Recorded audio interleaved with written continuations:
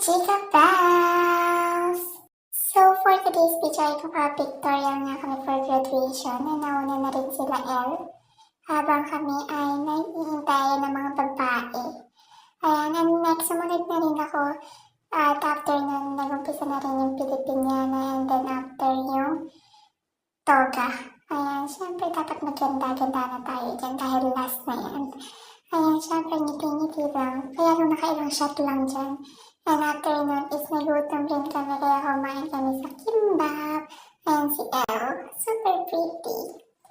Ayan, so after namin kumain is tumambay na lang din kami sa taas ng SM. Sa fourth floor, ayan, ganda ng view. Ayan ang mga babae, ayan.